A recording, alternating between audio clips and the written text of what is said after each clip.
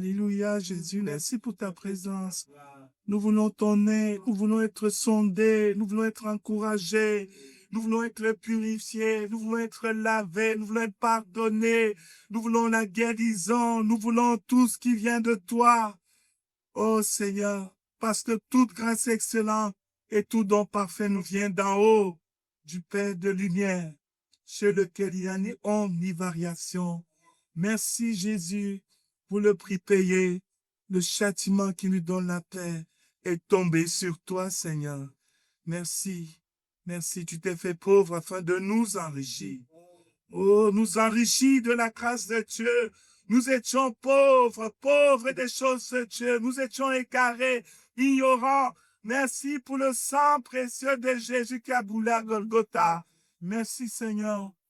Bénis ces instants encore où l'Église est là réunie devant toi. Bénis ces instants, bénis ta parole.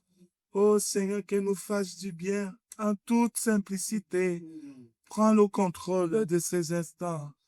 Cet Esprit de Dieu, ô Saint Jésus, merci Seigneur, au nom de Jésus. Alléluia. Amen. Nous voulons bénir Dieu pour sa présence ce matin au milieu de l'Église, au milieu de son peuple. Combien cela est une grâce d'être enfant de Dieu. Alléluia. Amen. Amen. Gloire à Dieu. C'est une grâce d'appartenir à la famille de Dieu, à ce peuple d'hommes et de femmes qui ont été rachetés au prix de cette transaction spirituelle qui a eu lieu sur la croix de Golgotha il y a maintenant de cela plus de 2000 ans. Le Fils de Dieu a donné sa vie à ta place, à ma place. Il a pris ta condamnation, il a pris ma condamnation et il t'a donné la vie du ciel. Oh Seigneur, nous bénissons Dieu pour cette grâce. Dans 1 Pierre au chapitre 4, dans 1 Pierre au chapitre 4, verset 7, se trouve une parole sur laquelle nous voulons nous laisser exhorter ce matin. La parole de Dieu nous dit ceci: la fin de toute chose est proche. Amen. La fin de toute chose est proche. La fin de toute chose est proche. Soyez donc sages et sobres pour vaquer à la prière. Alléluia.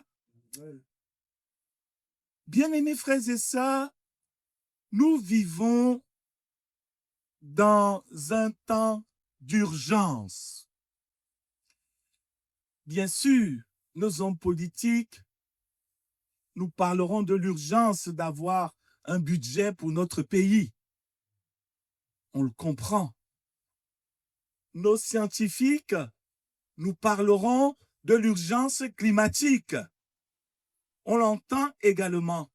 Mais combien nous parle-t-il de l'urgence spirituelle?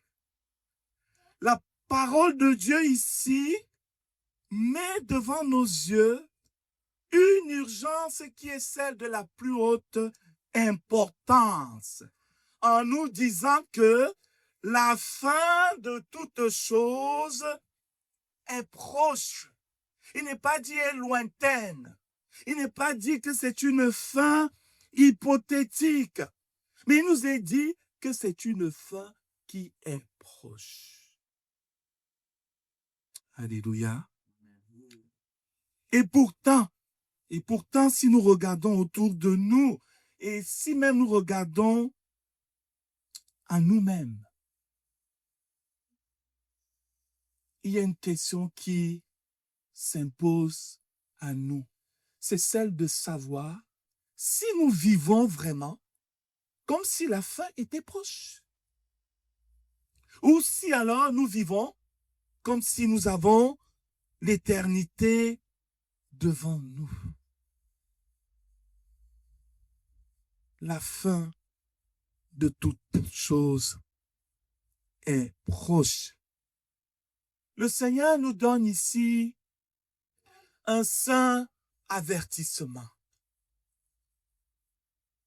pour nous réveiller, pour ne pas nous laisser endormir, assoupir, pour ne pas nous laisser entraîner dans un enthousiasme insouciant, sans repère, sans yeux, comme cela fut le cas au jour de Noé. Arrêtons-nous donc sur cette parole. Laissons qu'elle travaille nos cœurs. La fin de toute chose est proche. Bien-aimés frères et sœurs, c'est une réalité qui nous est annoncée ici et que nous devons saisir. Constatez avec moi que l'apôtre Pierre ici ne va pas jouer avec les mots pour s'adresser à l'Église du Seigneur. Pierre nous dit que la fin est proche. C'est une réalité imminente. Et que cette réalité-là doit transformer notre vision des choses, notre manière de vivre aujourd'hui même. Souvenez-vous de cette question que les disciples, à un moment, vont poser à Jésus et que Matthieu, au chapitre 24, nous a relaté. Les disciples voyaient les belles constructions, le beau temple. Ils admiraient les pierres du temple et disaient à Jésus, c'est beau. Et Jésus va leur dire, qu'est-ce que Jésus leur dit? De tout ce que vous voyez là, il ne restera pas pierre sur pierre qui ne soit détruit. La fin est proche, bien-aimés frères et sœurs. Ça veut aussi dire pour nous que ces belles villes que nous voyons, ces beaux bâtiments que nous pouvons voir, nos possessions matérielles, nos projets, nos ambitions, eh bien, frères et sœurs, tout cela un jour aura une date d'expiration. Et cela s'arrêtera même sans que nous ne soyons prévenus. Le rideau va tomber, l'histoire va s'achever et Jésus-Christ, le Fils de Dieu, va revenir. Alléluia. La fin est proche. Imaginez un instant un homme qui découvre qu'il ne lui reste que quelques mois ou quelques jours à vivre. Ou un homme qui se trouve dans une détresse, où il sait qu'il ne lui reste plus que quelques temps à vivre. Et je pense aussi à moi-même, quand j'ai été dans ce coma, où à un moment donné, je considérais que j'allais partir. Il ne lui reste que quelques instants à vivre. Est-ce que vous pensez que cet homme va perdre son temps à se livrer à des querelles inutiles et stupides? Est-ce que vous pensez que cet homme va se mettre à se soucier des richesses qu'il emporterait quelque part? Comment cet homme agirait-il, d'après vous? Comment il agirait-il? Ah, quelqu'un me dit, ça dépend. C'est vrai, on doit le reconnaître. Parce que certains aujourd'hui, même au point de la mort, arrivent encore à parler comme s'ils avaient l'éternité devant eux. Mais un homme qui a du sens, que ferait-il? Il appellerait peut-être sa famille, ses amis, peut-être demanderait pardon. On a souvent vu comme cela des personnes qui, au moment de partir, commencent à parler de certaines vieilles histoires cachées, des choses qu'ils n'avaient jamais avouées. Et là, ça sort. Ça sort. Parce qu'ils savent qu'ils vont se retrouver devant leur Créateur et qu'ils ne veulent pas y arriver avec le cœur chargé. Alléluia. La parole de Dieu nous dit, la fin est proche. Et c'est ça exactement que l'apôtre Pierre doit nous faire saisir pour que nous puissions vivre comme si dans la minute qui suivra, nous allons nous tenir devant Dieu notre Père.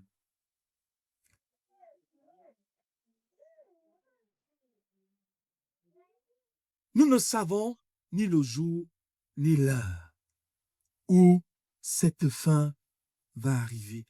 Mais nous savons une chose, c'est que le temps est compté. Alléluia. L'horloge du ciel tourne. Le temps est compté. Bien-aimés frères et sœurs, et un moment arrivera d'une façon soudaine, brusque, brutale. Le Fils de Dieu va apparaître dans les...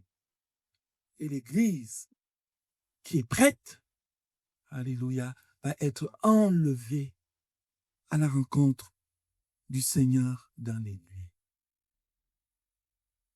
La Bible nous parle d'un jeune homme dans la Bible.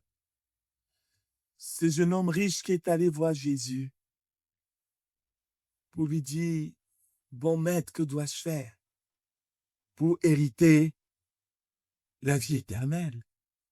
La Bible nous dit, Jésus va le regarder, Jésus va l'aimer, Jésus va lui répondre.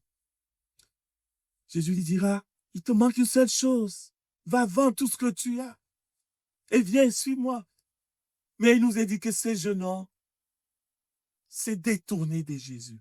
Il est parti tout triste parce qu'il avait beaucoup de biens auxquels il était attaché. Voilà donc l'exemple d'un jeune homme. 2000 ans plus tard, disparu, bien sûr, les biens qu'il possédait disparus. Mais c'est ici l'exemple d'un homme qui a accepté d'échanger l'éternité avec Dieu contre quelques décennies de confort matériel. Le confort matériel passe, mon frère, ma soeur. La richesse, la Bible nous dit qu'elle prend des ailes, elle s'envole. Et la richesse que tu as aujourd'hui, qui sait même si demain ta postérité la conservera ou bien la dilapidera.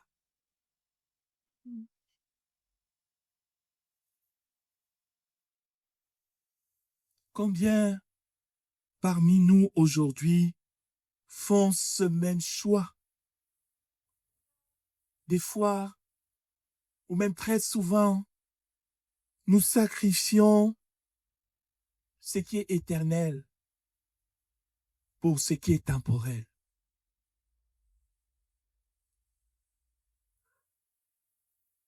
Nous vendons notre héritage céleste pour un plat de lentilles, comme l'a malheureusement fait Ésaü, qui a vendu ce droit d'aînesse, cette grâce que Dieu lui avait fait d'être l'aîné, l'héritier.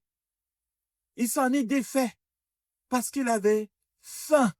Et pour lui, c'était plus important de satisfaire la famine du moment avec un plat de lentilles que de garder une possession que Dieu lui avait donnée. Frères et sœurs, souvenons-nous que la fin est proche et que chaque jour qui passe, chaque instant qui passe, chaque battement de nos cœurs nous rapproche de ce moment-là. Et c'est un moment auquel des fois on ne veut pas y penser. Soyons honnêtes, on n'y pense pas des fois, n'est-ce pas? Voire même souvent. Et c'est là le danger pour nous. Parce qu'en n'y pensant pas, nous risquons de vivre dans l'insouciance, le manque de vigilance. Et c'est ainsi, c'est pour cela que ici, l'apôtre Pierre, inspiré par le Saint-Esprit, va nous communiquer ce que Dieu attend de nous, de son peuple, en ces temps d'imminence de la fin des temps, de la fin, n'est-ce pas, de cette période de grâce dans laquelle nous nous trouvons. Nous sommes dans une période de grâce, bien-aimés frères et sœurs. Mais quand nous regardons l'allure avec laquelle le mal augmente, on se rend compte que à un moment, ça sera terrible. Ça le sera. Les hommes politiques font ce qu'ils peuvent pour le freiner. Mais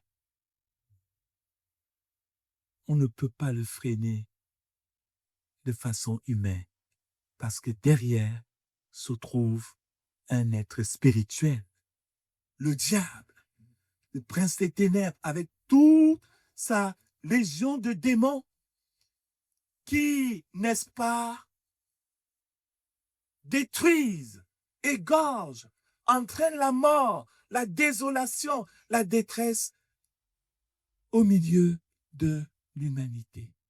Mais à nous qui appartenons au Seigneur Jésus, Dieu ne veut pas que nous soyons surpris, nous soyons pris de court, nous soyons dans cette ignorance, nous vivons dans cette insouciance.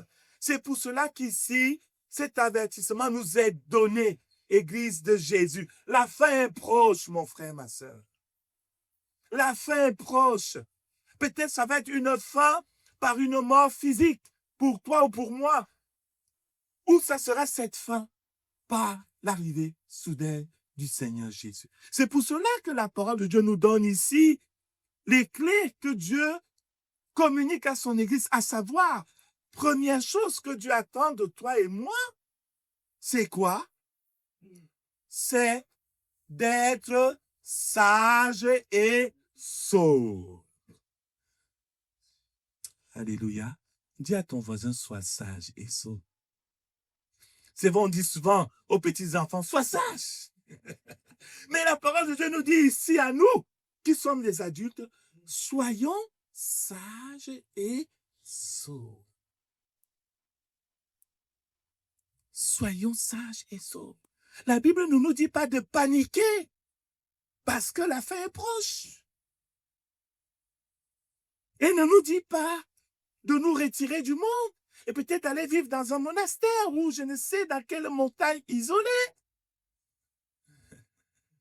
Elle ne nous le dit pas. Elle ne nous dit pas non plus de vendre tous nos biens, quoi. Vous savez qu'il y a eu dans la chrétienté certains courants qui ont agi ainsi. Vendant tout, vendant tout. Certains même vont considérer que avoir une veste, mais c'est de trop. N'est-ce pas? On connaît un mouvement, hein? N'est-ce pas, mon épouse? Un mouvement qui porte nos coups, mais mettre même une chaussure comme ça, non. Il faut rester en tongs, le plus sobre possible. On entend aussi parler souvent des Amish, n'est-ce pas? Pas dans notre pays, mais aux États-Unis, qui ont une sobriété qui les amène à vivre au siècle précédent. Soyez sages et sobres. La sagesse dont il est question ici, c'est ce qui va nous amener à voir les choses du point de vue de Dieu. Amen. La sagesse t'amène à voir les choses comme Dieu les voit, à discerner les choses. La Bible nous dit qu'en son temps, Noé a entendu la voix de Dieu. Dieu lui a dit, je vais détruire l'humanité. Construis-toi une arche. Et Noé a écouté cette voix qui lui a parlé. Et il a obéi à cette voix. Et il s'est mis à construire une arche. Construire une arche, n'est-ce pas, dans une ville côtière, on peut dire, ok, ça a du sens, puisque tout de suite, elle va prendre la mer. Mais construire une arche dans un désert, dans un lieu où il n'y a pas de mer autour, on peut dire, OK, ça va peut-être être un musée. Noé, tu es en train de construire un musée? Il a mis 120 ans pour construire cette arche. Et l'arche de Noé était un témoignage contre son temps. Elle rappelait à ses contemporains que Dieu va mettre fin à cette histoire. Ce monde va être détruit. Répentez-vous. Tournez-vous vers Dieu pendant qu'il est temps. Pendant 120 ans, ça a été certainement des colibets. On parlait de Noé comme le fou qui habite de l'autre côté là-bas. Là. Vous voyez l'arche qui construit. Mais lorsque le temps est arrivé, le déluge s'est abattu sur la terre. Et Noé, qui était considéré peut-être comme un homme stupide, s'est avéré l'homme le plus sage de son temps. Alléluia. Amen. Nous devons voir, bien-aimés frères et sœurs, les choses toujours du point de vue de Dieu, toujours du point de vue de ce que la parole de Dieu nous dit. Frères et sœurs, pourquoi? Parce que nous vivons dans une société où on veut toujours nous faire voir les choses de l'autre point de vue.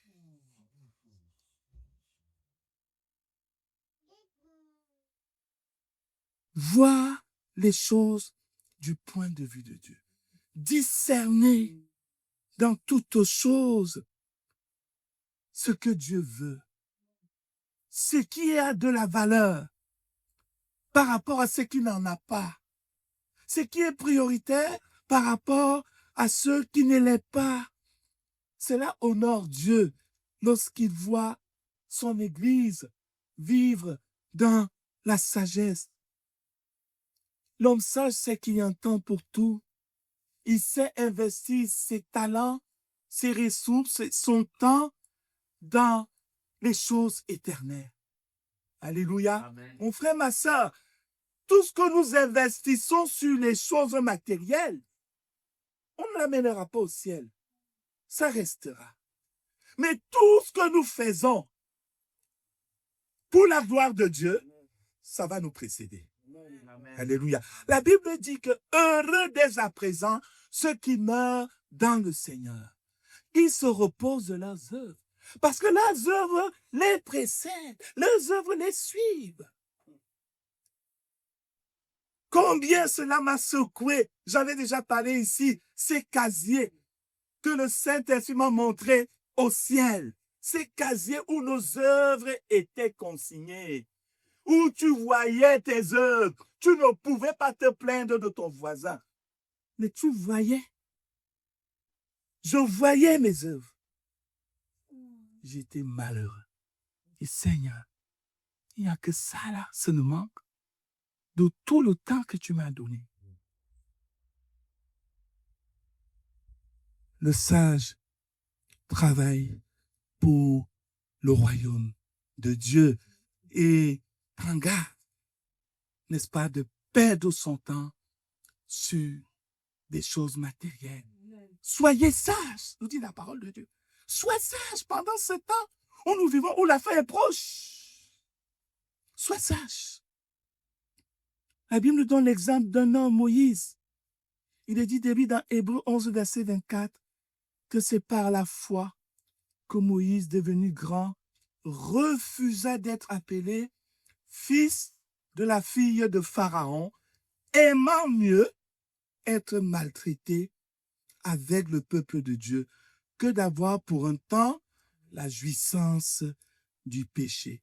Regardant l'opprobre de Christ comme une richesse plus grande que les trésors de l'Égypte, car il avait les yeux fixés sur la rémunération. Moïse a eu à faire un choix difficile. Refuser une identité que le monde lui donnait. Fils de la fille de Pharaon, héritier de Pharaon. Il a refusé cette identité. Parce que par la foi, il a réalisé que c'était une identité éphémère. Ça ne lui ouvrait pas les portes du ciel. Il allait mener une vie de satisfaction charnelle. Parce que l'Égypte, à l'époque, c'était une vie de plaisir de la chair. Comme notre société aujourd'hui. Moïse a dit non. Je préfère vivre avec mon peuple, même s'il est réduit à l'esclavage. Mais je sais c'est un peuple que Dieu a choisi. Je préfère. Amen. Alléluia. Frères et sœurs, nous avons aussi ce choix à faire chaque jour. Chaque jour, choisir de marcher avec Jésus ou choisir de vivre selon le monde. Moïse a refusé parce qu'il a discerné. La Bible nous dit que en faisant ce choix, Moïse avait déjà la vision sur Jésus. Il voyait déjà la souffrance de Jésus. Il voyait déjà l'opprobre de Jésus. Mais il savait que derrière l'opprobre de Jésus, derrière la croix, il y a la gloire. Amen. Alléluia. Amen. Mon frère, ma soeur, Dieu ne ment pas. Ce que Dieu dit, il va l'accomplir. C'est un Dieu qui tient parole. Alléluia. 2000 ans d'histoire n'ont pas effacé ses promesses. 2000 ans d'histoire n'ont pas effacé les prophéties qu'il a annoncées. Et nous les voyons s'accomplir devant les yeux. Lorsque la Bible nous dit, comme Paul dit à Timothée, sache que dans les derniers jours, il y aura des temps difficiles. Les gens seront méchants. Les gens seront comme ça, comme ça. Quand nous regardons la société, on y est. On y est. Soyez sages, mon frère, ma soeur. Sois sage dans les choses de Dieu. N'utilise pas les dons et talents que Dieu t'a donnés pour te construire quelque part ton empire personnel. Mais construis pour le royaume de Dieu. Investis pour le royaume de Dieu. Ça te suivra. Amen. Alléluia. Amen. Soyons sages, mais aussi soyons sobres. Soyons sobres. Nous avons besoin de garder notre esprit clair. N'est-ce pas? Il faut que notre esprit soit clair et que notre cœur soit libre. Soyons sobres. Vous savez, être sobre, c'est pas seulement éviter de boire de l'alcool. Parce que ça, c'est on dit sois sobre. Mais on sait, évite de boire de l'alcool. Mais être sobre, c'est aussi avoir l'esprit clair. C'est avoir l'esprit qui n'est pas embrouillé par les passions, par les distractions et les addictions de ce monde. Il y en a qui ne boivent pas l'alcool, mais ils sont ivres. Ils sont ivres de passion. On vit dans une société d'ivresse. Les gens sont ivres de divertissement. Quand tu regardes la télé, combien de fois tu vois une émission où on t'amène à réfléchir sur le sens de ta vie? Mais on passe de divertissement en divertissement, d'information en information. Une société d'ivresse. Une société ivre aussi des réseaux sociaux. Wow.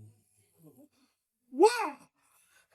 Au réveil, toc, connecté. Qui m'a écrit? Qui a commenté mon post? Qui a fait ceci? Qui a fait ça? Qui a fait ça? Ivre des réseaux sociaux. Avez-vous vu? Dans le train, chacun est là, casque à l'oreille, toc. Tu regardes, il est dans son monde. Tu lui dis bonjour, peut-être tu n'entends même pas. Tu veux même engager une conversation, tu ne peux pas. Société d'ivresse. Ivre de consommation. Ah, ivre de consommation. À peine a-t-on fini les fêtes que les soldes arrivent pour qu'on passe à d'autres achats. C'est consommation. Ivre de consommation. Ivre d'images pornographiques. Cette société, même dans les écoles, même on voit des personnes qui ont l'air respectables, mais ce n'est qu'une illusion. Qu'est-ce qu'ils consomment? Qu'est-ce qu'elle consomme? Ivre d'impudicité, ivre de succès et de reconnaissance. Je ne nous dis pas qu'il ne faut pas chercher le succès, mais il y a des succès qui sont de l'ivresse. Des succès et la reconnaissance. On cherche plus la reconnaissance des hommes que celle de Dieu.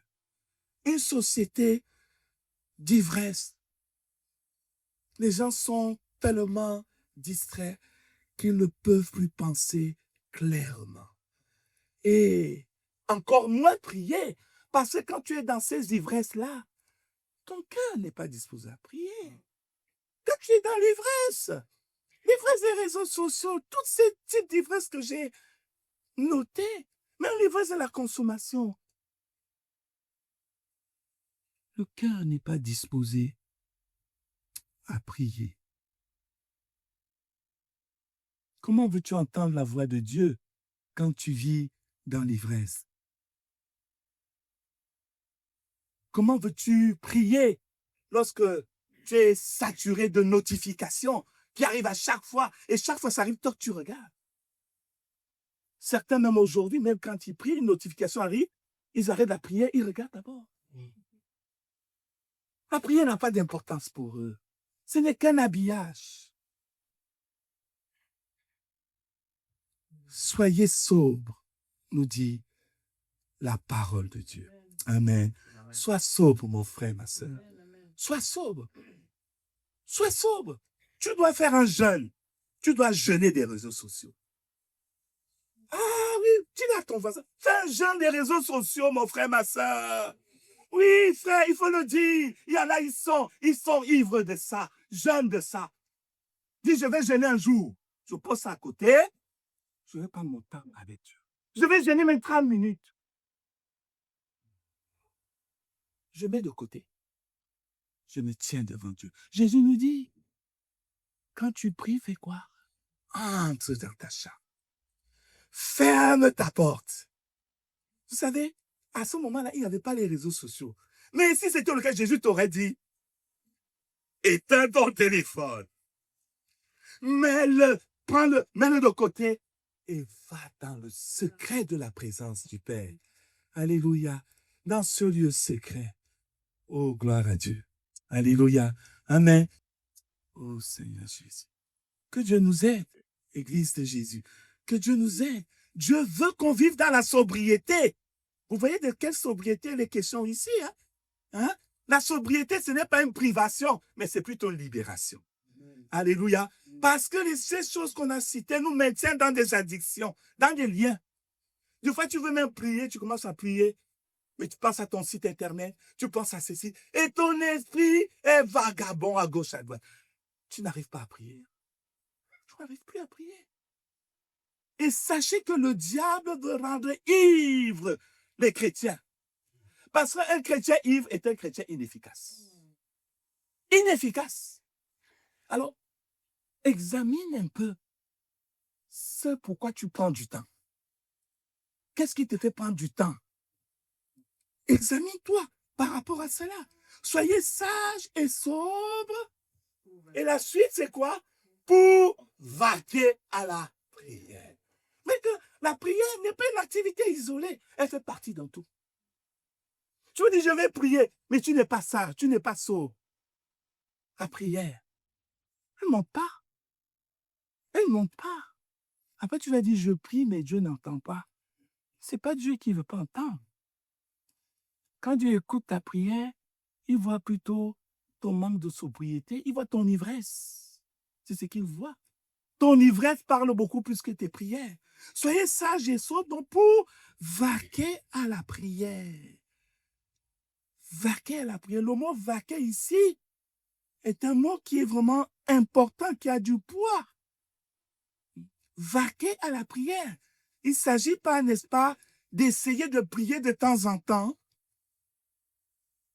Il ne s'agit pas de trouver un moment pour prier, mais il s'agit de s'y consacrer en priorité, de s'y adonner d'une manière prioritaire. Dis à ton voisin, la prière peut être ta priorité. Alléluia, Jésus. Mon frère, ma soeur, si la prière n'est pas ta priorité, je te dis que tu es en état de mort spirituelle. Même si tu viens à l'église, parce que tu ne discernes plus les choses. Combien j'ai réalisé dans ma vie quand je baisse à la prière?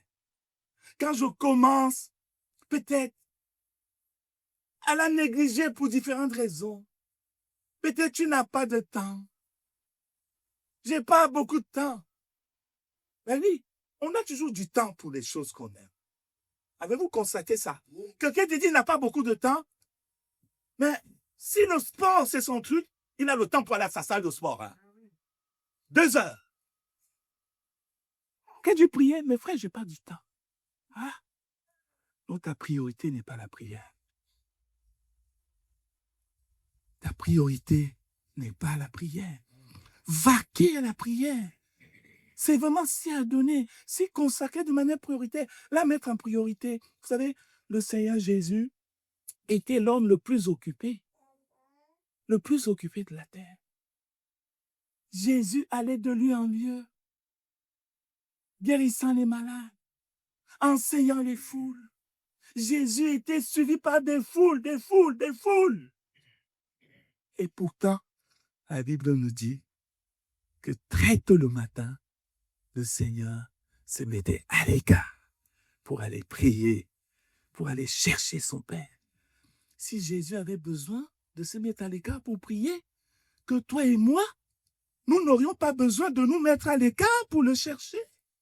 Alors je vais t'encourager, toi qui le fais déjà. Continue à le faire. Amen. Continue à persévérer dans cette vie de prière qui est tellement combattue par l'ennemi de nos âmes. L'apôtre Paul nous dit, priez sans cesse. Alléluia. Et Daniel, il nous a dit de lui qu'il priait 3 fois par jour. En ouvrant les fenêtres, n'est-ce pas, en direction de Jérusalem. 3 fois par jour, il priait. Et il a prié ainsi, même lorsqu'il était en danger à cause de sa prière. Il a continué à le faire. Prier n'est pas quelque chose de négociable. Mon frère, ma soeur, quand l'heure de prière arrive, ne dis pas, je vais recevoir quelqu'un à l'heure de la prière. Mais tu n'as pas dit ça. Non. Quand c'est l'heure de la prière, n'invite pas les gens à ce moment-là pour venir manger chez toi. Amen. Je n'entends pas beaucoup d'amen. Amen. Mais, frères et sœurs, si tu fais ça, le Saint-Esprit considère que Dieu n'est pas très important pour toi. Parce qu'au moment où il faut prier, c'est là où tu fais tes affaires. Non! Combien de fois je me souviens, je l'ai déjà dit ici. Un homme de Dieu, on l'appelait, on appelle, il ne répond pas. Et on commence à avoir peur. Et puis on dit, mais pourquoi tu ne réponds pas au téléphone? Non, j'étais en prière. J'étais en prière. J'étais en prière. Oh, gloire à Dieu. Alléluia. Mon frère, ma soeur, quand tu fais le point avec ta hiérarchie, imagine tu es à la présidence, tu es en entretien avec le président de la République. On t'appelle à gauche, tu vas dire, attendez, monsieur le président, je dois aller répondre à un appel. Non. Alléluia. Amen.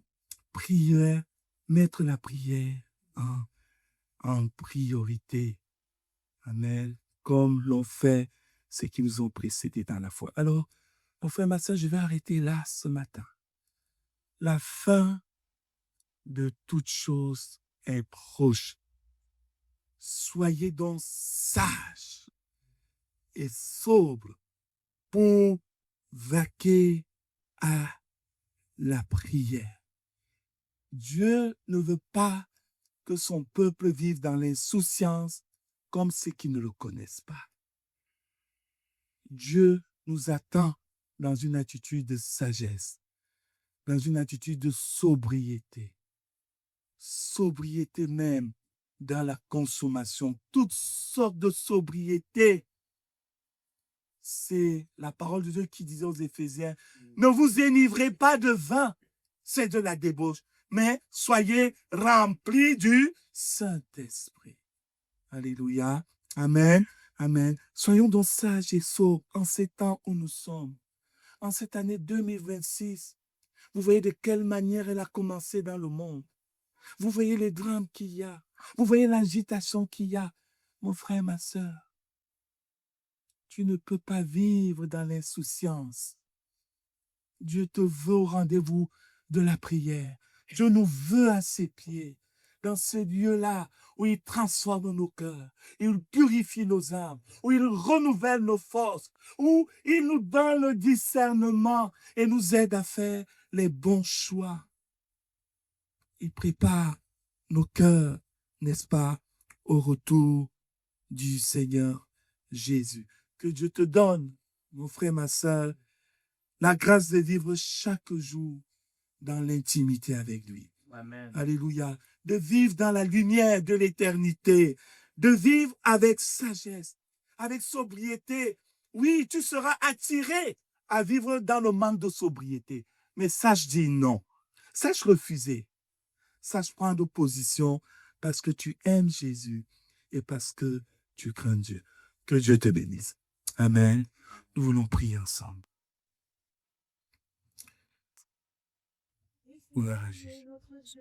Oui, Seigneur, nous sommes tes enfants. Seigneur Jésus-Christ, nous dit, nous sommes non pas du nous dit, baiser. T'as le d'abord de convenu, se sentir devant la Seigneur. Oui, non. Comme c'est l'amour, nous l'aimons beaucoup. Nous voulons te lever. Et on m'a dit, tu fixes les autres mal, t'as des biens. C'est lui qui veut. Devant. Il y a comme des petits, red, très haut. À 15 nous revoit, t'es la demande. Oh, shit. Undi biri bataille. Ouais, si je te dis, il était qui les choses d'en haut. Oui, je sais. Fait, nous disent, ça, qui dans mon Dieu, c'est en présence. Il nous a liés, c'est mon Dieu, que ton amour de Padra. C'est ton été. Il devrait d'être tes enfants. Et nous, mon Dieu, à la terre. Alléluia. Gloire à Dieu. Oh Jésus. Oh Jésus. Oh Saint-Esprit. Saint-Dédolition. Oh, Saint-Esprit, Solibalaya, Saint-Dédolition. Oh, Saint-Dédolition.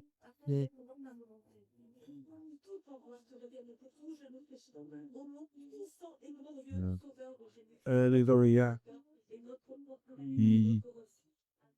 Amen. Oh, Saint-Dédolition. Oh, Seigneur. Ouais, c'est le temps de parler au Seigneur. Oh, peut-être que tu as réalisé que tu manques de sobriété. Oh, tu as compris ce matin que tu n'es pas sobre devant Dieu. Tu n'es pas sobre. Tu es peut-être addict des réseaux sociaux. Tu es peut-être addict de nourriture. Peut-être tu es addict de telle ou telle chose. Parle au Seigneur. Demande-lui pardon. Dis-lui, Père, pardonne-moi au nom de Jésus. Enlève cela de mon cœur. Je vais t'inviter, oui, à te lever, mon frère, ma soeur. À te lever et à t'approcher d'un frère ou d'une sœur pour prier ensemble. Pour prier ensemble en toute humilité et sincérité. Demandez, prie pour moi par rapport à ça. Nous sommes devant Dieu. Nous sommes devant le Seigneur. Approche-toi de ton frère ou de ta sœur en toute humilité. Que tu pries par rapport pour moi pour ça. Et lui et toi aussi tu prieras pour lui. Dieu nous veut sages et sobres. Les temps sont dangereux. Le temps approche. La fin approche. Et prie avec ton frère. Prie avec la sœur. Prie avec ton frère. Le frère va voir un autre frère. C'est encouragé, va voir un autre frère. Les sœurs, allez voir les sœurs. S'il vous plaît. Au moment, oui, allez-y, approchez-vous les uns les autres pour prier. Les uns pour les autres. Oh Seigneur Jésus. Gloire à Dieu. Merci. Oui, approche-toi. Approche-toi. Mon bien-aimé, Approche-toi. à toi toute la gloire. Je te bénis, je t'en grâce. Merci, nous avons entendu ta parole, Seigneur, que nous voulons la mettre en pratique. Merci, Seigneur, nous voulons croire, Seigneur, un peu que ce nous a dit. Oh Je Seigneur. te bénis, je te rends Oui. grâce et gloire. Merci. Nous voulons, Seigneur, avoir, Seigneur, les yeux fixés sur toi, afin de te prier, Seigneur, chaque jour, Seigneur. Merci. Donne-nous cette force, Seigneur. Donne-nous encore, Seigneur, à lire ta parole, Seigneur, à la mettre en pratique. Seigneur, nous voulons encore encourager nos frères et sœurs. Nous voulons encore, Seigneur, les bénir, Seigneur, afin de continuer, Seigneur, la marche avec toi. Je te bénis pour mon frère. Merci pour son épouse. Merci pour sa famille. À toi toute la gloire, Seigneur, dans le nom de Jésus-Christ. Amen. Amen. Merci, Seigneur. Merci, Seigneur. J'ai oui. Oui, c'est vrai. Chaque parole qui nous commande d'être sobre, Seigneur. Oui, c'est vrai. Prie parmi nous. Jésus, Prie parmi nous. c'est vrai. Quand c'est te vrai. dire que nous sommes arrivés. C'est Prie vrai. parmi nous que Dieu nous n'avons pas besoin de s'oublier. Oui, c'est vrai. C'est pour cela que je te prie pour moi. Glorifie ton nom. Afin que tu nous J'ai- aides les vrais qui sont derrière. Oui, c'est Sauve, vrai. Seigneur. Afin que tu nous aides, Seigneur. Loue ton royaume et ta justice à Oui. qui chaud. Oui. Nous avons besoin de toi, Seigneur. Comme Oui. c'est que nous t'attendons des fois unis, des fois, Seigneur. De nous être contents, C'est vrai. à trouver l'équilibre en tout et pour ta gloire, Seigneur. Aie pitié de nous, délivre-nous de tout mal, Seigneur. Merci pour le frère Samuel. Quand tu continues, tu as promis que tu continueras cette bonne œuvre que tu as commencée. Merde. Des héros pour l'enfant, attire-les à Christ pour la gloire de ton nom. Réduis son cœur de père aussi, Seigneur. Nous te bénissons, Seigneur. Nous te rendons grâce dans le nom de Jésus. Demande à ta prendre à toi, parce que Dieu veut vos pères, Seigneur, que nous ne Seigneur. pas à la prière pour demeurer dans la parole. Et c'est attends là, au roi de gloire, pour nous avoir accompli ce don pour lequel tu voulais, Seigneur, pour nous accomplissions sur la terre. Papa, je te remercie, Seigneur, pour la bon Père. Escamou, merci, Seigneur, parce que c'est votre justesse pour assortir de ces sans chose, au pire la retienne par Dieu. Père, soit démon, au nom puissant de Jésus.